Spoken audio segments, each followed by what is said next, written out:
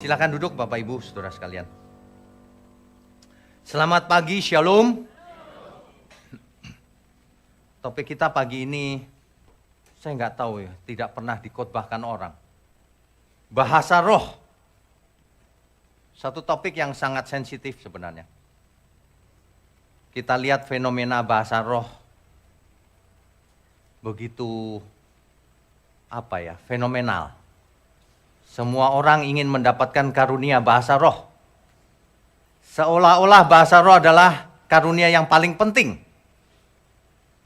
Tapi kita harus kembali ke Alkitab. Jangan pakai perasaanmu sendiri atau pikiranmu sendiri. Ya.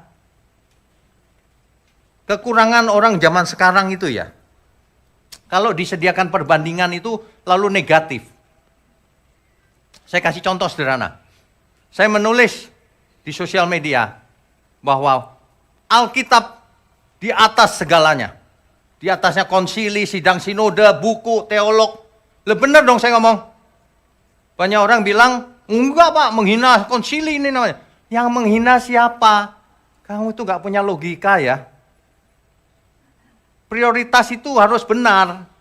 Paling tinggi firman Tuhan, Alkitab. Jangan dibolak-balik.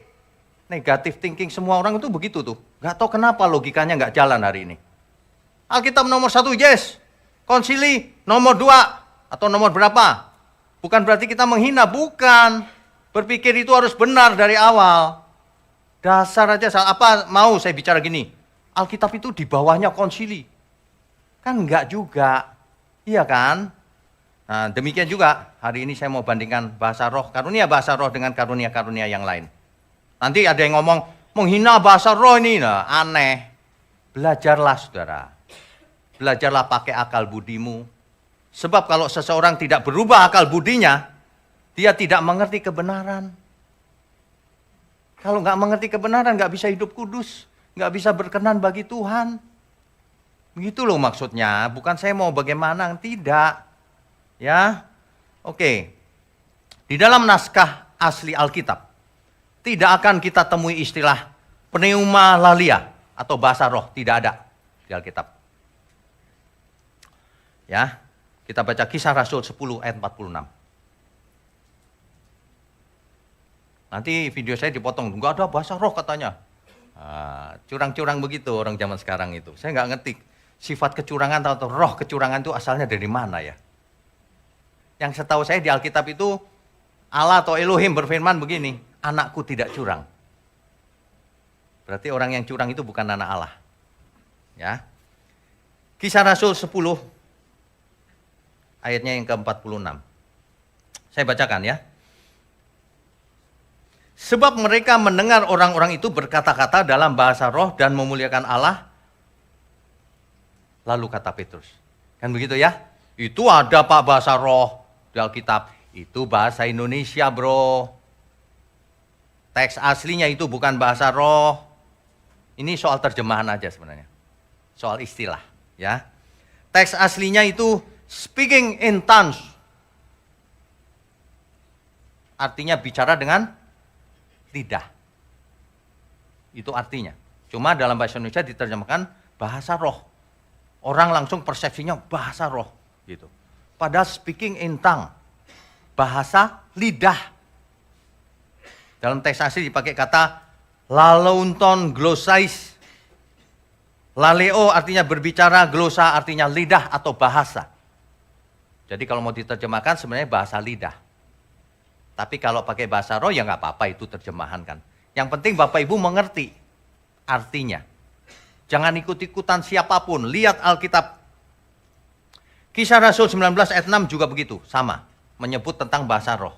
Setelah saya cek teks aslinya, itu adalah bahasa lidah. Lalunton glosais, bahasa lidah. Coba kita baca 1 Korintus 12 ayat 10.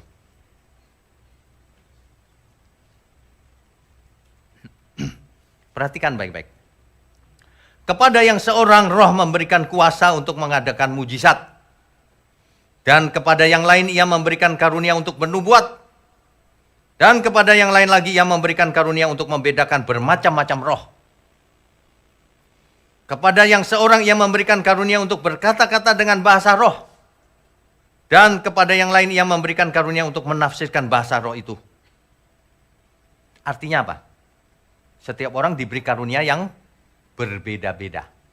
Salah satunya bahasa roh. Bahasa lidah. Speaking in tongue. Itu maksudnya. Jelas banget. Tetapi ingat baik-baik. Semuanya ini dikerjakan oleh roh yang satu dan yang sama, yaitu Roh Kudus. Yang memberikan karunia kepada tiap-tiap orang secara khusus seperti yang dikehendakinya. Karunia itu diberikan seperti kehendaknya Roh Kudus. Bukan kehendak manusia itu. Manusia boleh ngotot-ngotot, tapi kalau Roh Kudus tidak berkehendak, tidak diberi karunia itu. Yang saya sebut karunia itu karunia-karunia roh ya, tidak hanya ke bahasa roh ya. Ada banyak karunia. Ngotot, saya mau Pak bahasa roh. Kalau Roh Kudus bilang tidak, ya tidak. Artinya apa? Artinya kau tidak bisa memaksa Roh Kudus untuk memberikan kau karunia tertentu. Sesuai kehendak roh itu. Amin nggak ini? Ini clear loh, jelas. Jadi kalau saya nggak ingin menimbulkan polemik, jelas di Alkitab semuanya. Banyak penyimpangan terjadi hari ini. Ya. Bukan menghakimi, kembali ke Alkitab. Ya. Oke, kita lanjutkan. Ayat 28. Dan Allah telah menetapkan beberapa orang dalam jemaat pertama sebagai rasul. Kedua sebagai nabi, ketiga sebagai pengajar. Selanjutnya mereka yang mendapat karunia untuk mengadakan mujizat, untuk menyembuhkan, untuk melayani, untuk memimpin, dan untuk berkata-kata dalam bahasa roh. Macam-macam karunia itu. Jangan pikirannya karunia roh itu cuma bahasa roh. Di awam sana banyak yang begitu. Ngomong karunia roh langsung pikirannya bahasa roh. Ada banyak, tidak hanya bahasa roh. Itu pun bahasa roh bukan yang paling penting. Coba kita belajar. Orang-orang itu ya, sukanya itu yang spektakuler. Yang nggak penting dianggap paling penting. Semua kebolak-balik. Makanya hidupnya percuma. Seseorang berbahasa roh itu percuma kalau hidupnya tidak kudus di hadapan Tuhan.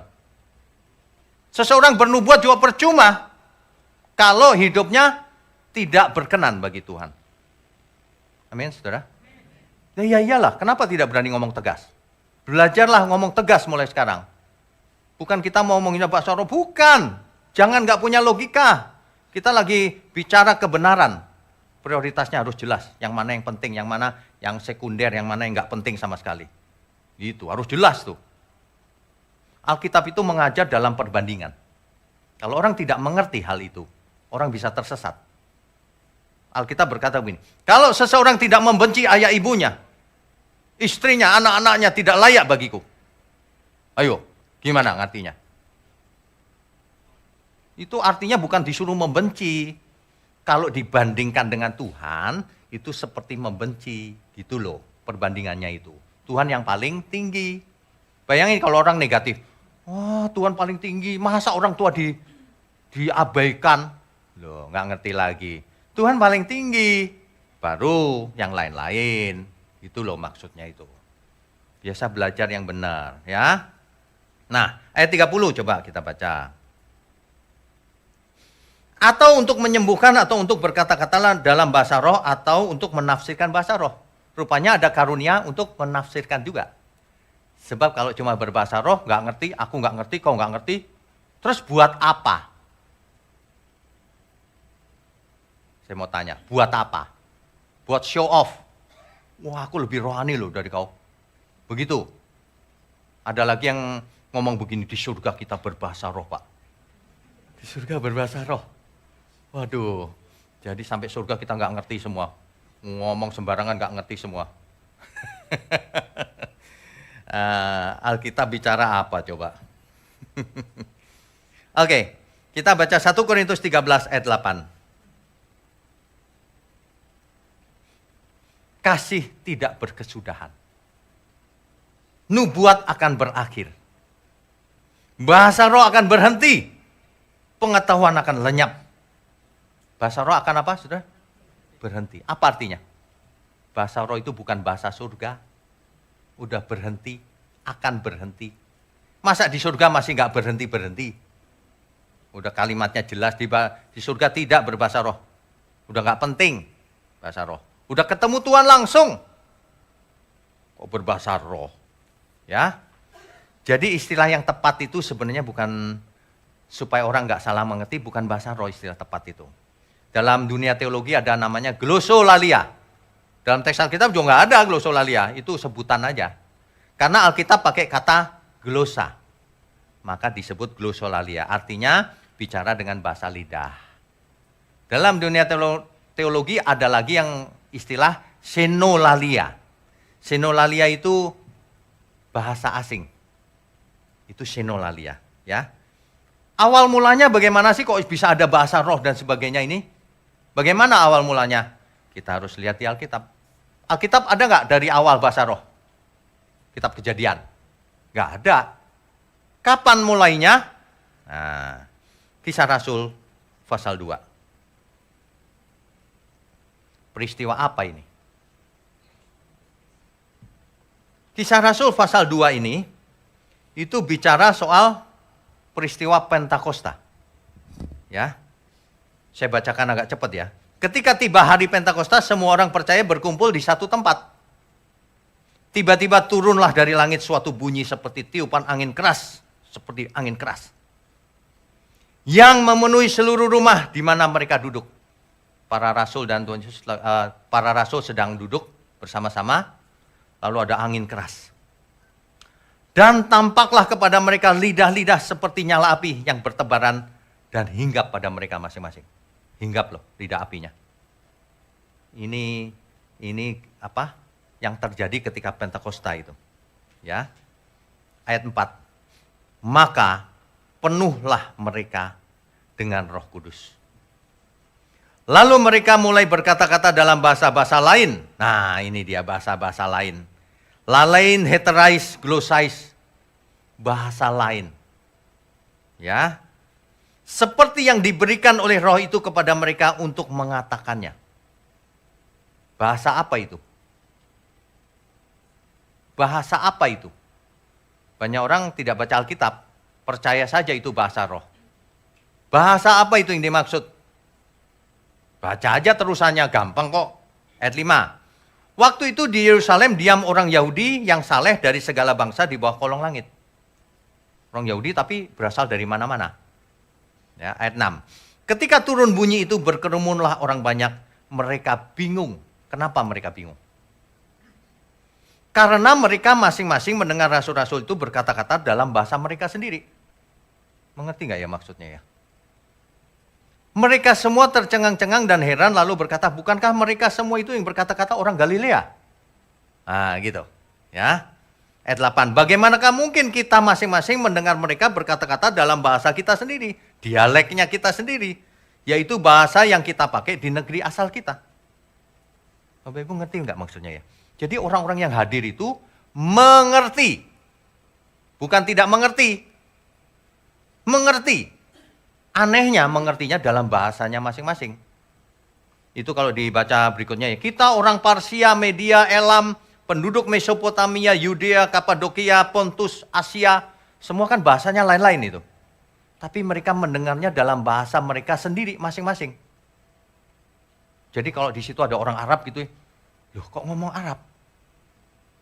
Tetangganya yang ada orang mana misalnya? Media. Loh kok dia ngomongnya Media? Beda yang didengar. Tapi masing-masing mengerti. Gampangnya gini deh. Saya ngomong bahasa Indonesia nih. Tapi saudara yang dari Arab dengarnya bahasa Arab. Saudara yang mengerti Chinese bahasanya Mandarin. Yang dari Jawa bahasa Jawa. Padahal saya nggak ngomong bahasa Jawa. Itu yang terjadi di peristiwa Pentakosta. Amin. Itu yang di Alkitab itu, bukan bahasa roh. Itu yang terjadi. Nah, itu bisa diartikan dua kemungkinannya. Satu, memang bahasa roh, tetapi diterjemahkan oleh Roh Kudus ke masing-masing bahasa yang mendengarnya. Ya, ada yang menyebutnya itu yang kedua kemungkinannya. Yang ada yang menyebutnya itu adalah mujizat penerjemahan oleh Roh Kudus. Jadi mungkin para rasul bahasanya ya bahasa sesama para rasul. Mungkin bahasa Aram hari itu, bahasa sehari-hari. Tapi mereka dengar semua dalam bahasa asing, yaitu bahasa mereka masing-masing. Itulah yang terjadi di peristiwa Pentakosta. Jelas banget. Ya. Jadi mereka semuanya tercengang-cengang dan sangat termangu-mangu sambil berkata seorang kepada yang lain, apakah artinya ini? Nah, gitu ya. Tetapi orang lain menyindir. Ini orang yang negatif selalu gitu, menyindir-nyindir. Mereka sedang mabuk oleh anggur manis. Ayat 14-nya, maka bangkitlah Petrus berdiri dengan ke-11 rasul itu dan dengan suara nyaring ia berkata kepada mereka, hai kamu orang Yahudi dan kamu semua yang tinggal di Yerusalem, ketahuilah dan camkanlah perkataanku ini. Orang-orang ini tidak mabuk seperti yang kamu sangka, karena hari baru pukul 9 pagi. Tetapi itulah yang difirmankan Allah melalui perantaraan Nabi Yoel. Bapak Ibu sekalian, yang dimaksud ini adalah penggenapan nubuatan Nabi Yoel. Ya. Jadi kalau kita perhatikan peristiwa Pentakosta itu, satu, angin bertiup keras. Kedua, lidah-lidah api. Ketiga, penerjemahan bahasa ke dalam semua bahasa dunia. Ya kan? Itu ciri-cirinya. Bisa ditiru nggak kira-kira? Ada yang bisa niru? Nggak bisa. Bagaimana menimbulkan angin itu? Lidah-lidah api. Nggak bisa ditiru. Tuhan itu luar biasa loh. Tanda-tandanya tidak bakalan bisa ditiru oleh siapapun. Itulah Pentakosta. Dan itu adalah penggenapan Nabi Yoel. Tidak bisa direkayasa oleh siapapun. Ya, Nabi Yoel berkata begitu. Jadi itulah penggenapannya. Jadi kalau kita strict pada Alkitab, menurut Alkitab, tidak bakalan ada Pentakosta kedua, ketiga, keempat, kelima. Nggak bakalan ada, saudara. Jangan ngarang-ngarang. Kalau ada, coba buktikan. Angin bertiup, lidah api. Itu penerjemahan secara massal. Nggak ada, nggak bakalan ada. Karena deklarasi dari surga tidak diulang-ulang. Nggak ada siaran ulangan. Ya, hati-hati loh. Banyak penyimpangan selama ini di dunia ini. Bahasa yang begitu nggak bisa direkayasa, direkayasa. Apa sih lalalala? Saya sedang tidak menghina Roh Kudus loh. Jangan salah kau. Saya justru sedang memberi peringatan kepada orang-orang yang merekayasa bahasa roh. Kamu kalau nggak bisa bahasa roh, nggak usah bahasa roh, nggak usah untung, raba, nggak usah. Kalau memang bahasa roh silakan, tapi yang asli ya, jangan direkayasa.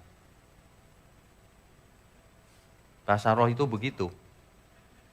Saya yakin bahasa roh ada. Memang dicatat di Alkitab kok. Tapi jangan direkayasa. Di gereja berbahasa roh sembarangan. Hidupnya sehari-hari nipu kiri kanan. Mulutnya jorok. Roh apa itu? Saya percaya itu roh setan sebenarnya. Cuma orang salah mengerti itu roh kudus. Roh kudus gak mungkin begitu perbuatanmu. Roh kudus kamu pasti hidup kudus. Percuma kau berbahasa roh, tapi hidupmu gak kudus. Hatimu penuh kebencian, bikin hoax di YouTube. Percuma, saudara. Untuk apa sih? Saya itu heran loh. Saya dulu tertipu, saudara. Orang berbahasa roh, saya pikir, wah ini hidup kudus nih. Gak taunya nipu. Waduh. Saya sekarang hati-hati. Kalau orang berbahasa roh, makin dia berbahasa roh, makin tanda tanya saya. Hati-hati saudara. Orang berbahasa roh lalu minjem duit. Hati-hati itu. Itu roh setan itu pasti. Heran bahasa roh dari dulu sampai sekarang lala terus. Bayi aja ngomong lama-lama bisa dewasa. Bahasa Indonesia aja kamusnya tebel. Masa bahasa roh kamusnya cuma satu baris. Lala gitu. Saudara nggak percaya ya terserah. Kau jujur ya sama dirimu sendiri. Sebelum menutup mata kita semua. Ya. Kalau berbahasa roh silakan. Siapa sih yang menolak bahasa roh? Nggak ada. Nggak ada yang menolak bahasa roh. Tapi kalau nggak berbahasa roh ya nggak apa-apa juga. Yang jadi masalah itu gini loh. Orang berbahasa roh merasa lebih rohani. Terus sombong. Terus memandang yang lain, kau nggak punya Roh Kudus. Nggak berbahasa roh. Gereja itu nggak punya Roh Kudus, tuh nggak berbahasa roh. Kan kurang ajar orang seperti itu. Saya serius.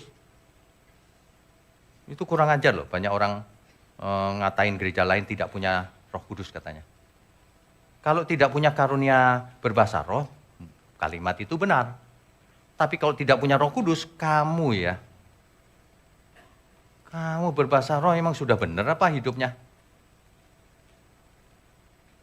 Aduh, ngarang-ngarang Pentakosta ke-4, ke-5, ke-6. Kalau gitu tiap minggu kita bikin Pentakosta aja di sini. Mana boleh, jangan merekayasa. Ya, deklarasi dari surga itu cuma 1 kali untuk selama-lamanya. Hari itu orang Yahudi bingung. Kenapa? Karena umat pilihan itu cuma orang Yahudi hari itu. Orang Yahudi bingung kenapa Roh Kudus dicurahkan kepada bangsa-bangsa lain juga. Kepada orang tua, muda, perempuan, laki-laki, goyim, orang asing maksudnya, orang kafir. Kok dicurahkan orang Yahudi? Bingung. Itulah peristiwa deklarasi dari surga. Sejak hari itu, Roh Kudus dicurahkan kepada seluruh dunia. Siapa yang menerimanya diberi kuasa supaya jadi anak Allah. Itu roh, bahasa roh itu begitu, salah satu karunia. Jadi pada peristiwa Pentakosta ini yang terjadi bukan bahasa yang tidak bisa dimengerti, tapi bahasa yang diterjemahkan secara ajaib tadi ke semua bahasa di dunia. Itu peristiwa Pentakosta.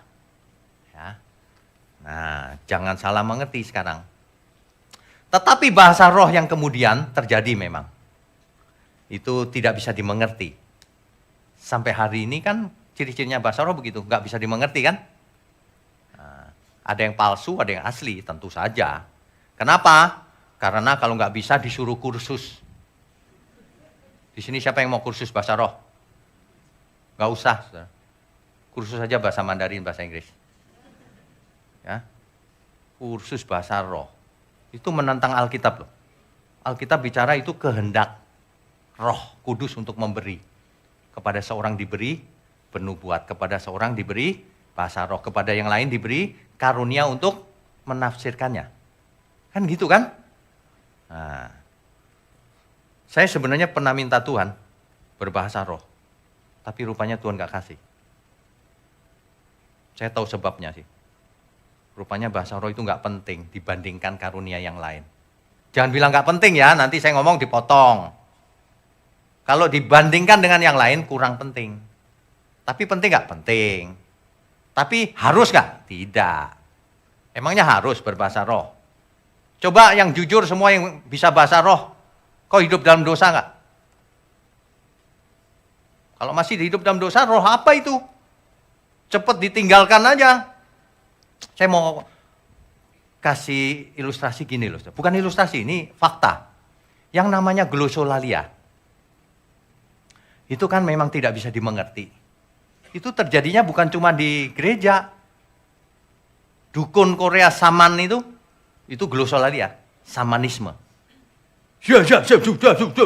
Itu glosolalia. Dukun voodoo. Itu bahasa glosolalia, saudara. Tentu saja itu bukan Roh Kudus. Itu roh setan pasti. Maksud saya adalah jangan merekayasa.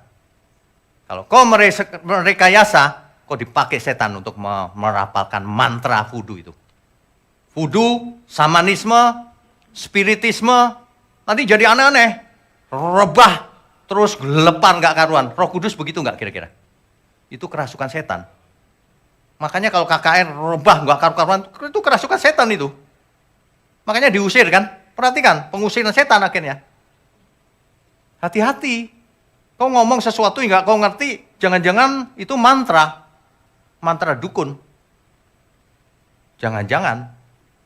Makanya gak usah direkayasa, gak usah diada-adain. Kalau memang diberi Tuhan, boleh. Itu pun ada catatannya. Jangan dipakai di jemaat. Kecuali, Alkitab bicara loh, kecuali ada yang menafsirkannya. Kalau tidak, nggak usah. Karena bahasa roh itu dipakai untuk membangun diri sendiri. Bahkan yang ngomong nggak ngerti. Yang dengar juga nggak ngerti. Yang mengerti hanya Tuhan. Untuk diri sendiri. Bahasa roh itu untuk membangun diri sendiri. Gunanya itu.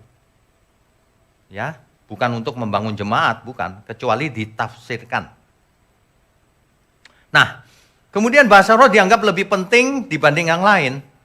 Nah, ini juga salah. Kalau ini salah total, salahnya bukan salah sedikit, salah total. Karena orang tidak baca Alkitab secara lengkap. Orang menghindari ayat-ayat yang mereka tidak sukai biasanya. Ya. Di 1 Korintus 12 ayat 27 sampai 31. Coba kita baca. 1 Korintus pasal 12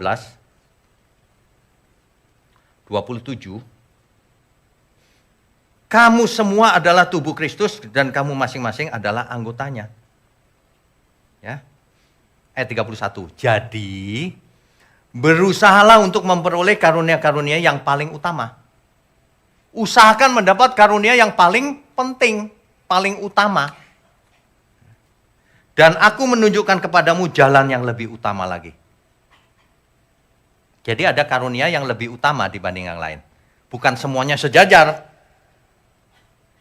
Ada hierarkinya karunia itu. Ya. Oke. Nah, sebentar sebelum kita lanjutkan itu ya.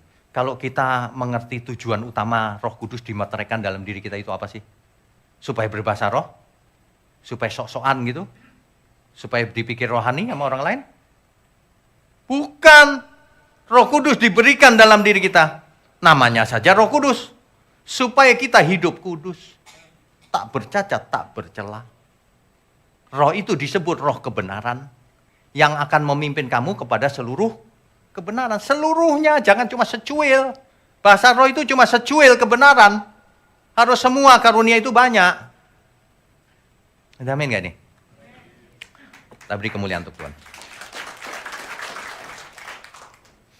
Makanya Bapak Ibu, kalau kita ingat ya, Roh Kudus dalam diri kita itu sumber segala karunia.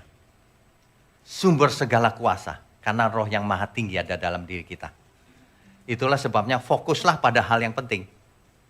Utamakan yang utama. Ya, jangan meleset. Pengen bahasa roh terus yang lain gak penting seolah-olah. Tiap minggu bahasa roh terus, kursus. Salah, meleset, gagal fokus itu namanya. Itu gagal fokus. Kalau kita diberi Roh Kudus artinya kita harus hidup kudus. Roh Kudus tolong aku hidup tidak bercela sampai waktu menutup mata. Ku rindu seperti Yesus, kesukaanmu Bapa. Hidup ini jadi berharga. Fokus itu fokus yang besar, yang utama. Jangan fokus salah satu karunia. Ada orang yang fokusnya bernubuat. Dikit-dikit bernubuat, dikit-dikit bernubuat. Jemaat nanti kalau udah selesai, maju satu-satu ya saya nubuatkan. Bukan diajar yang benar, malah praktek yang enggak-enggak. Nubuat itu tentang keselamatan, bukan gini. Kok ku nubuatkan tahun depan dapat jodoh. Loh, kok jodoh nubuat? Nubuat itu tentang keselamatan pasti. Bukan jodoh, bukan ekonomi.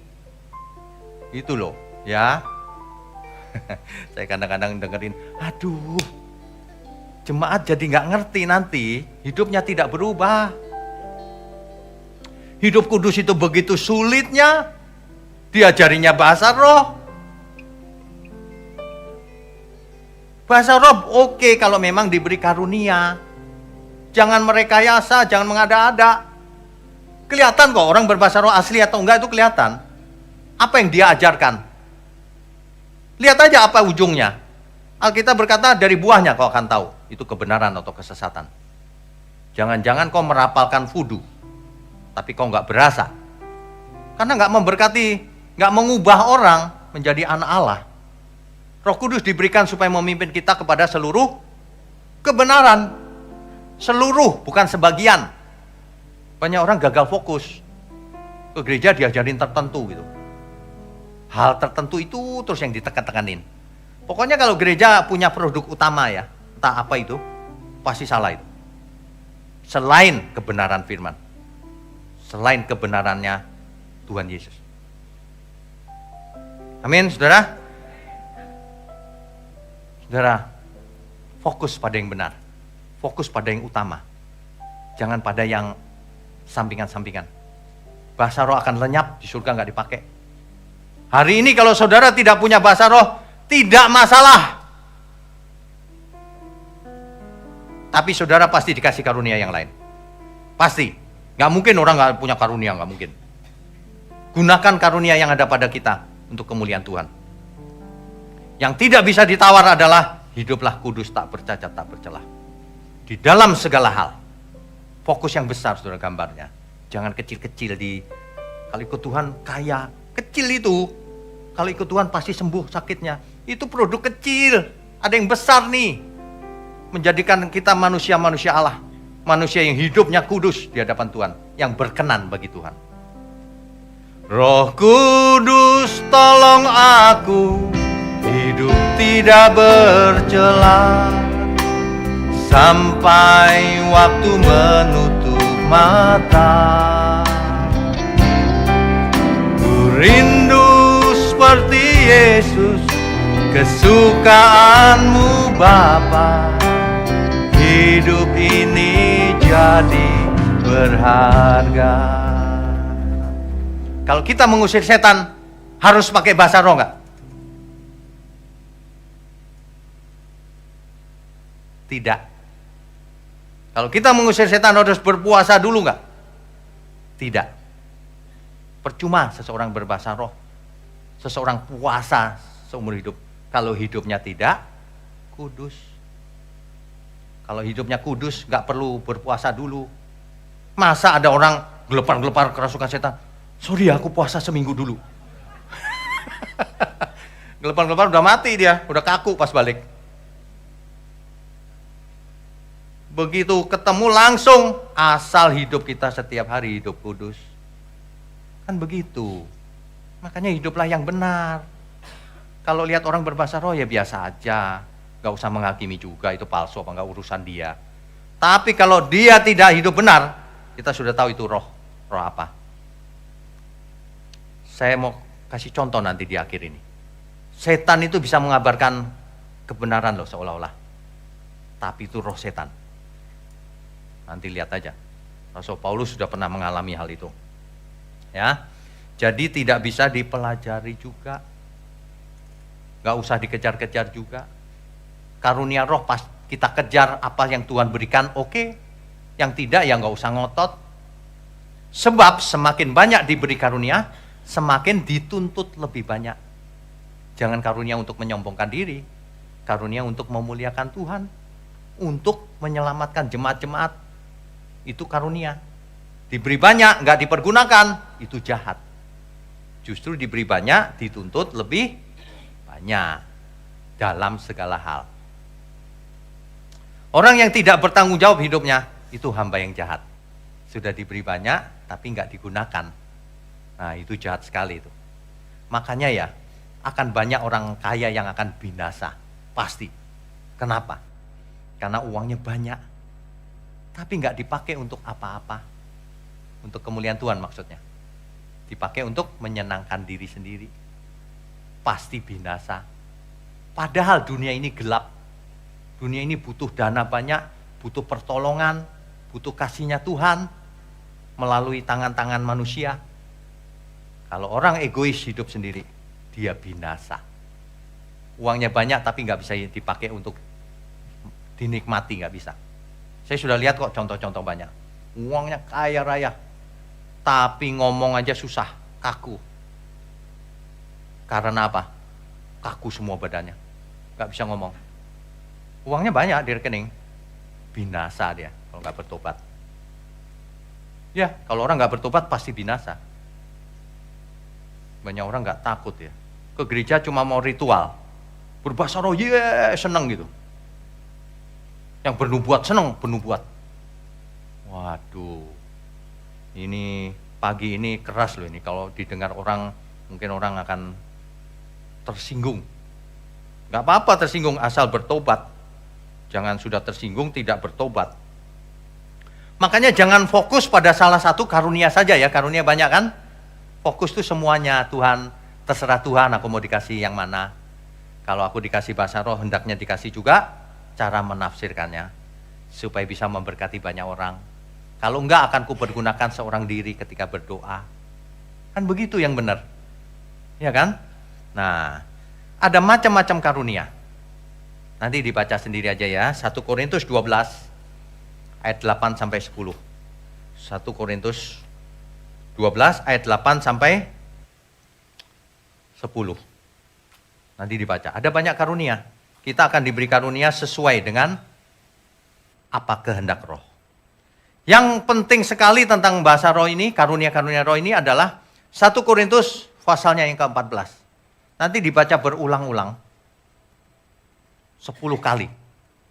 Pelan-pelan tapi. Supaya mengerti. 1 Korintus pasal 14 ayat 1 sampai 40. 40 ayat. Ya. Ini clear, jelas banget. Kita baca ayat 1.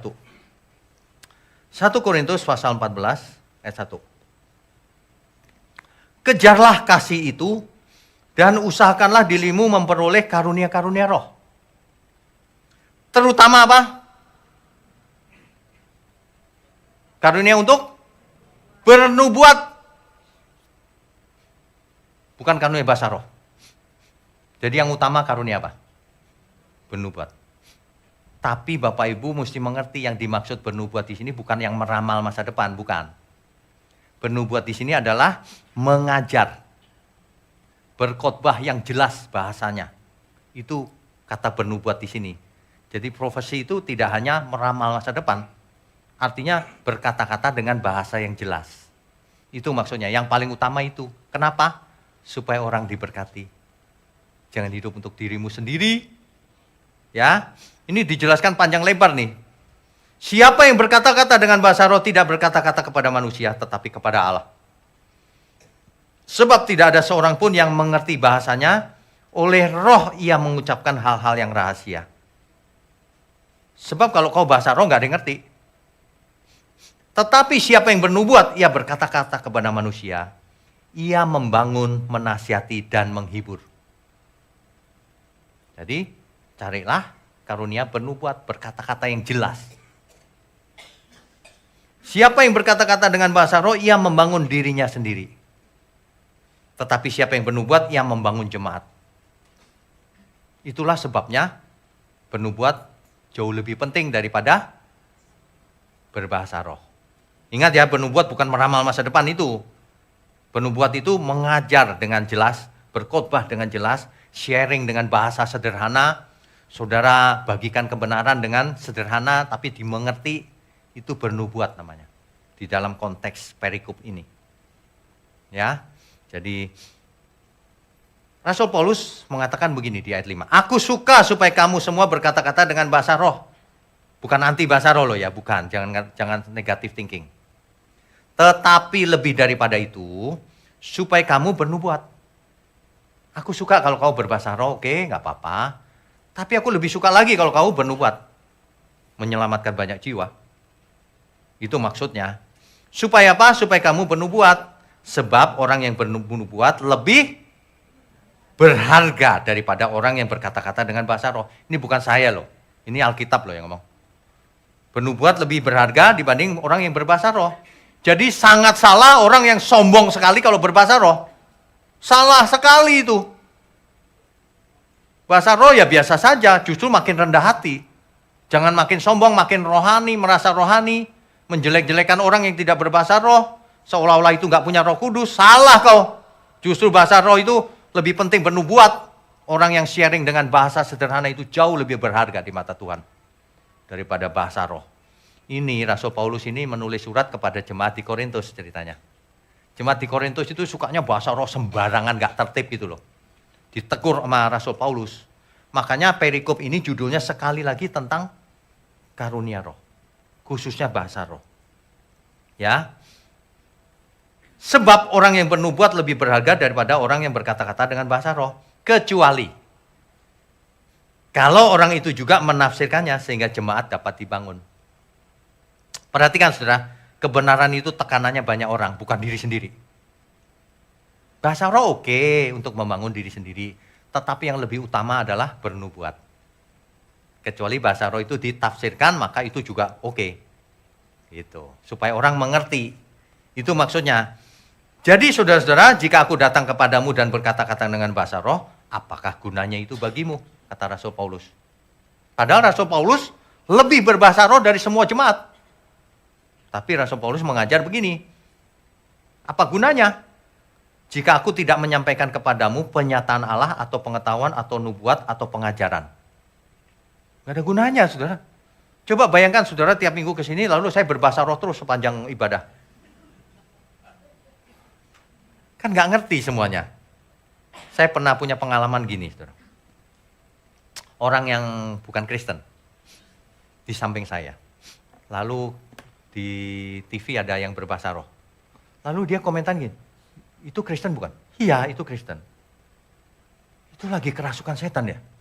Loh, ya dia nggak ngerti soalnya. Bukan, itu bahasa roh. Gitu. Jadi malah jadi sandungan. Kamu show di hadapan orang malah jadi sandungan. Itu masalahnya. Ya, nanti dibaca 40 ayat ini. Seringkali diulang ini, ayat 9. Demikianlah juga kamu yang berkata-kata dengan bahasa roh jika kamu tidak mempergunakan kata-kata yang jelas, bagaimanakah orang dapat mengerti apa yang kamu katakan? Kata-katamu sia-sia saja, kamu ucapkan di udara. Kan begitu. Yang penting itu orang harus mengerti tentang kebenaran, tentang kasihnya Tuhan. Orang yang berbahasa roh itu ya kalau dia nggak benar ya, dia cenderung menikmati diri sendiri. Dia berbahasa roh suka-suka aja, nggak peduli orang lain pokoknya. Ini loh. Ini yang Tuhan tidak suka. Berbahasa roh ya sendiri saja. Kalau di hadapan jemaat harus diterjemahkan. Kan begitu ya. Ini ayat 12. Intinya perikop ini jelas kok. Demikian pula dengan kamu memang berusaha untuk memperoleh karunia-karunia roh. Tetapi lebih daripada itu, hendaklah kamu berusaha mempergunakannya untuk membangun jemaat. Rasul Paulus itu tidak egois, saudara. Rasul Paulus lebih berbahasa roh dari semua jemaat yang ada. Tapi Rasul Paulus tidak egois.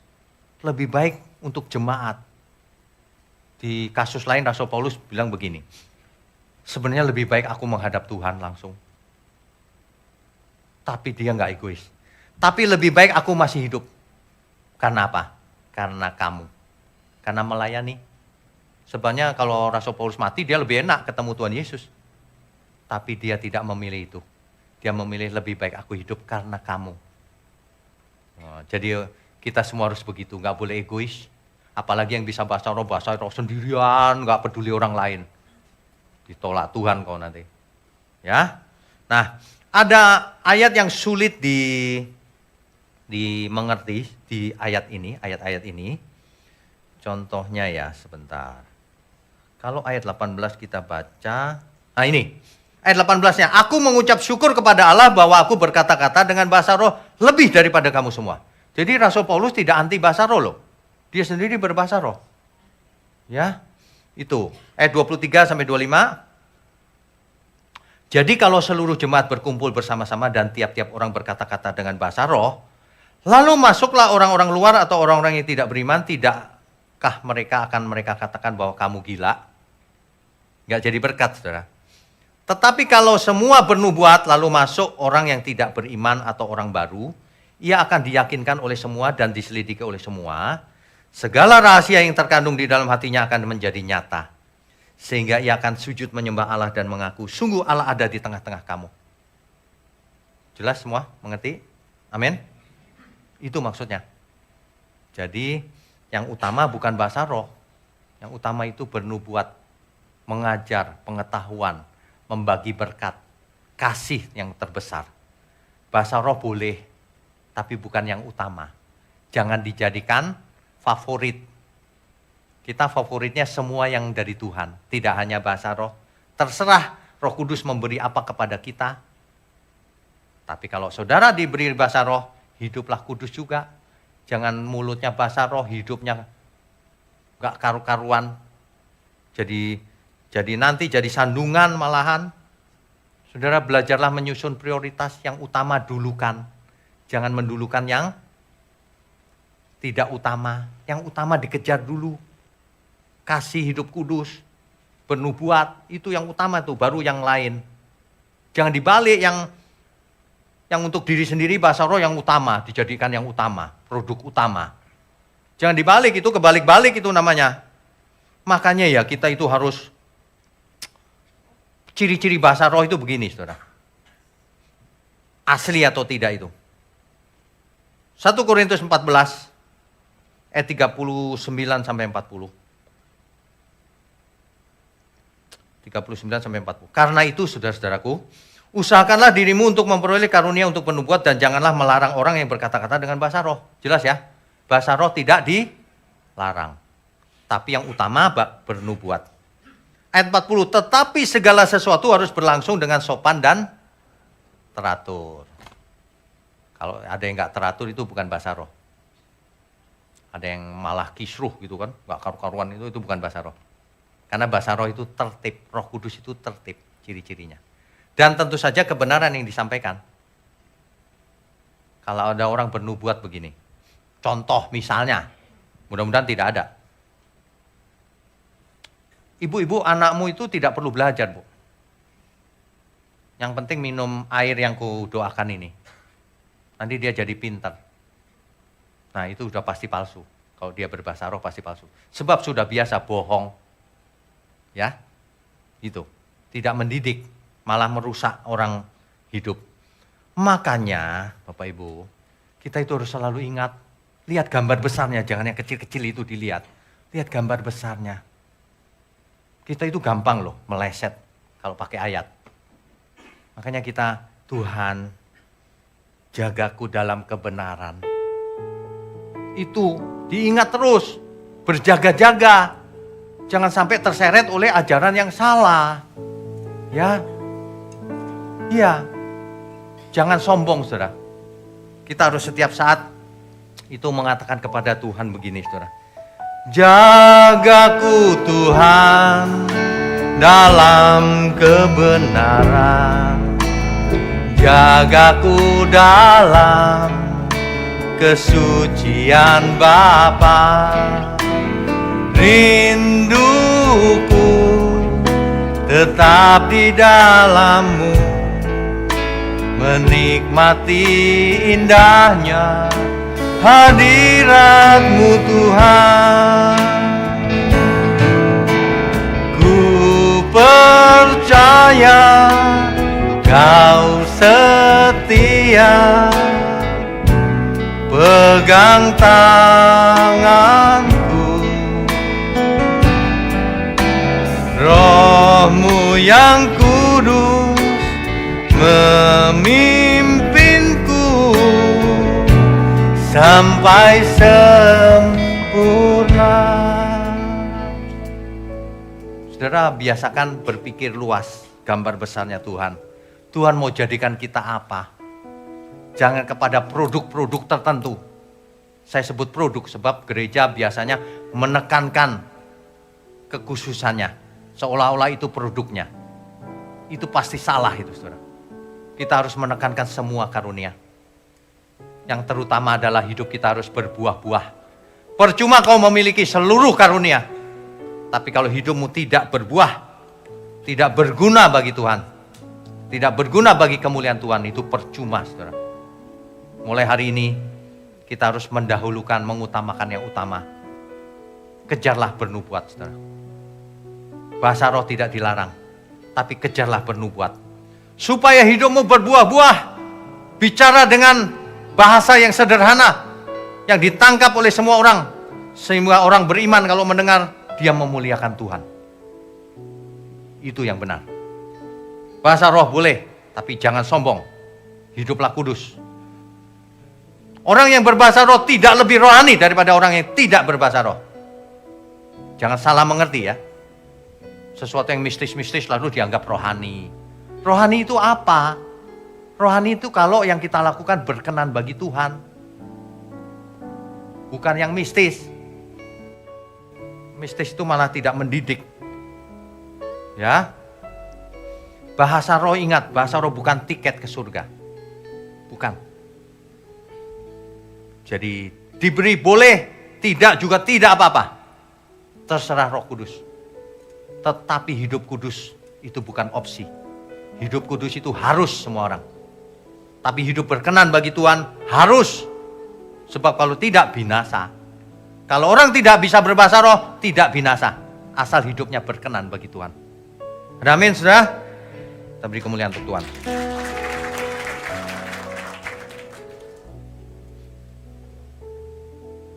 Saudara,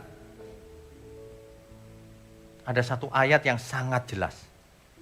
1 Korintus 13 ayat 1 sampai 3. Sekalipun aku dapat berkata-kata dengan semua bahasa manusia dan bahasa malaikat, termasuk bahasa roh. Tetapi jika aku tidak mempunyai kasih, aku sama dengan gong yang berkumandang dan canang yang gemerincing. Tong kosong nyaring bunyinya. Jelaskan ya. Jangankan bahasa roh. Seluruh tubuhmu diberikan ke Tuhan, dibakar sekalipun tidak ada gunanya. Nanti dibaca ayat 2 dan 3-nya itu. Gak ada gunanya kalau tidak memiliki kasih. Saya peringatkan ya semua orang ya, jemaat Tuhan. Jangan kau merekayasa, tidak bisa bahasa roh lalu asal bicara. Jangan kau bikin kursus-kursus ya. Udah kursus ditulis lagi di buku panduannya. Pakai nada-nadanya lagi. Lalalalalalalalalala gitu. Waduh, awas kau ya. Kau nggak takut Tuhan kau merekayasa. Menipu diri sendiri. Dikasih bahasa roh ya terima kasih Tuhan, puji Tuhan. Nggak dikasih ya nggak usah merekayasa. Ya, mendingan ngarang lagu aja kau. Ngarang-ngarang bahasa roh.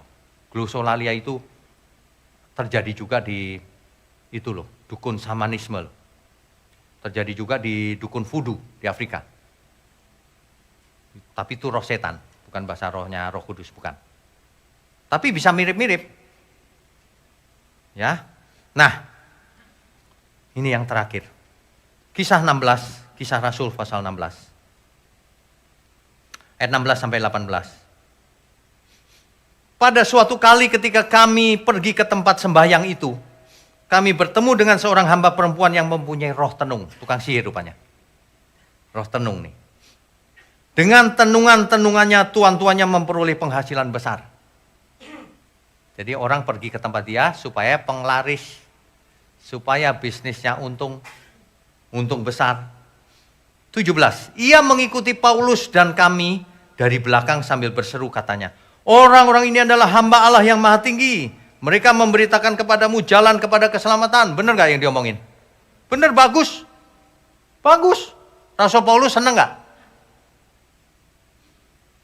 Hal itu dilakukannya beberapa hari lamanya.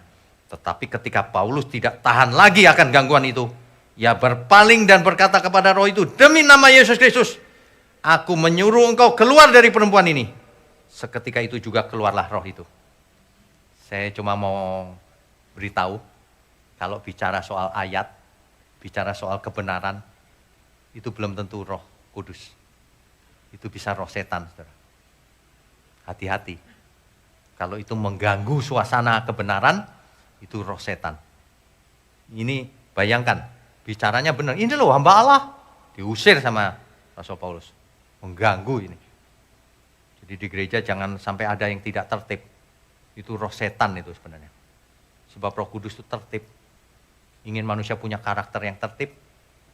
Ya. Ini kebenaran ini benar-benar loh. Orang tidak mau baca. Jadi saudara, jangan fokus pada salah satu karunia saja. Fokuslah pada gambar besarnya. Rencana Tuhan, keselamatan di dalam Tuhan Yesus. Barang siapa menerimanya diberi kuasa supaya menjadi anak Allah. Roh Kudus dimeteraikan dalam diri kita. Setiap kita punya Roh Kudus. Jangan terintimidasi karena tidak bisa bahasa roh lalu tidak punya Roh Kudus. Itu suara setan, saudara. Semua orang yang percaya diberi Roh Kudus. Karunia-Nya pasti ada. Setiap orang berbeda. Pakailah karunia itu untuk memuliakan Tuhan. Untuk kemuliaan Tuhan. Untuk menyelamatkan banyak orang. Untuk memberkati dunia yang gelap ini. Itu sebenarnya, ya. Jadi tujuan utama Roh Kudus dimeteraikan dalam hidup kita ini. Roh Kudus disebut roh kebenaran. Supaya kita hidup benar. Supaya hidup kita berkenan bagi Tuhan. Supaya hidup kita berbuah-buah. Karunia roh makin banyak, buahnya harus makin banyak. Ingat baik-baik itu. Jangan kalau kau khotbah, hidupnya gak berbuah malahan. Harus berbuah-buah. Setiap orang adalah anak-anak Allah. Harus berbuah hidupnya. Sebab kalau tidak berbuah, dipotong, dibuang ke api kekal. Akhirnya saya cuma mau kasih tahu begini. Hidup ini cuma satu kali. Jangan terkecoh oleh ajaran-ajaran yang menekankan salah satu karunia saja. Sebab semua karunia penting, tapi ada yang lebih penting, ada yang di bawahnya. Yang lebih penting bernubuat. Tuhan cuma mau kasih penjelasan begini loh sebenarnya. Hidupmu itu harus berguna untuk kemuliaan Tuhan. Jangan fokusnya diri sendiri. Ya, kalau kita rindu mendengar suara Tuhan, itu pun untuk dibagikan ke semua orang. Ahava itu, cintanya Tuhan itu, artinya untuk dibagikan. Bukan cinta yang untuk diri sendiri. Itu cinta yang untuk dibagikan ke semua orang. Itulah cintanya Tuhan. Kalau cintanya manusia untuk dirinya sendiri biasanya egois. Kalau kita memiliki cintanya Tuhan untuk dibagikan, makanya kita harus selalu melekat sama Tuhan. Tuhan, aku mau mendengar suaramu setiap saat. Jangan fokus pada hal-hal lain. Semuanya, seluruh karunia. Kejarlah seluruh karunia. Terimalah sesuai bagaimana Roh Kudus berkehendak. Amin, saudara.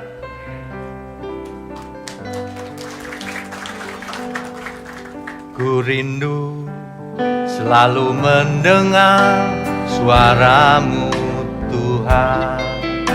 Roh Kudus berikan hati peka, agar ku pahami kehendak-Mu dan turuti rencana-Mu. Ku rindu selalu mendengar suara-Mu Tuhan. Roh Kudus berikan hati peka,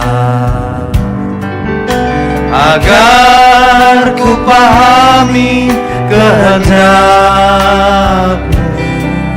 dan turuti rencana-Mu. Aku sebagai tanah liat, Engkau penjunanku, ya Tuhan, ku rela Kau bentuk. Mari semua kita untuk pakai berdiri. Hatiku selembut kasih-Mu Yesus, ku berjalan di jalan-Mu. Aku sebagai tanah liat, aku sebagai tanah liat, Engkau menjunanku, ya Tuhan, ku rela Kau bentuk. Lembutkan hatiku selembut kasih-Mu Yesus, ku berjalan di jalan-Mu. Musik saja. Saudara, ada berbagai macam karunia. Roh Kudus dimeteraikan dalam diri kita. Dan Ia akan memberi karunia-karunia seturut kehendaknya. Salah satunya adalah bahasa roh. Tapi itu bukan yang terpenting. Bukan yang paling utama. Yang paling utama adalah bernubuat. Artinya berbahasalah yang sederhana, yang dimengerti oleh semua manusia. Mengajar, berkhotbah, berbagi, apapun itu, sehingga semua orang diselamatkan. Itu yang utama, jangan egois. Bahasa roh dipakai untuk membangun diri sendiri, kecuali kalau itu ditafsirkan, baru bisa membangun banyak orang. Lebih daripada itu, jangan fokus pada salah satu karunia saja. Fokuslah pada kehendak Tuhan yang utama. Seluruh karunia dan berbuah-buah, itulah yang utama. Hiduplah kudus, tak bercacat, tak bercelah. Itulah rencana Tuhan menjadikan kita semua anak-anak Allah yang maha tinggi. Ia adalah penjunan kita. Kita akan dibentuknya menjadi bejada-bejada yang indah di mata Tuhan. Kita semua tanah liat, saudara. Katakan dengan tulus, saudara.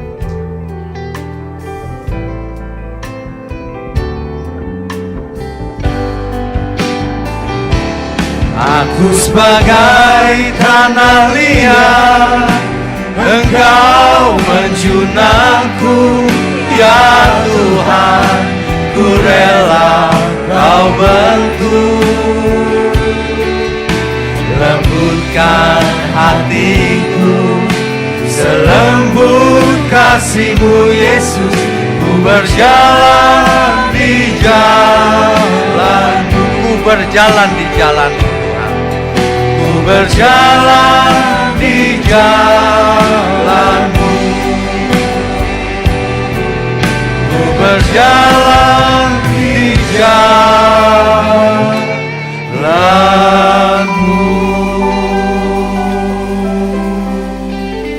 Bapa di surga, kami mengucap syukur kalau kami mendapatkan kebenaran di pagi menjelang siang ini. Kami mau hidup seturut kehendak Tuhan.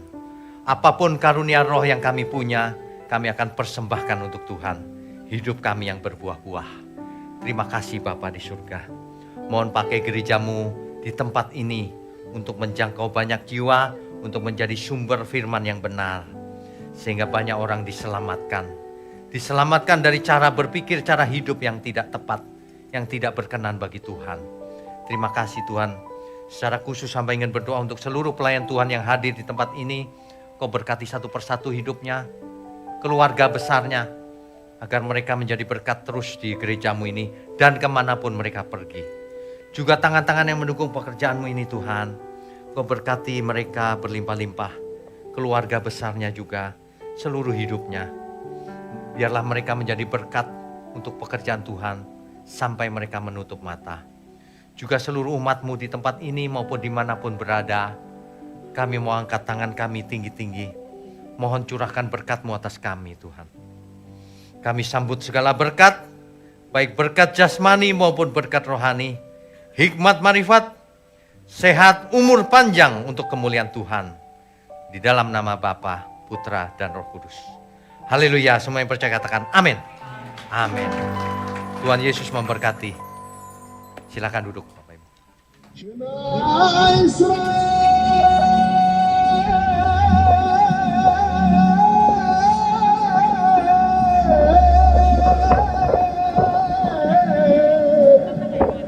Adonai,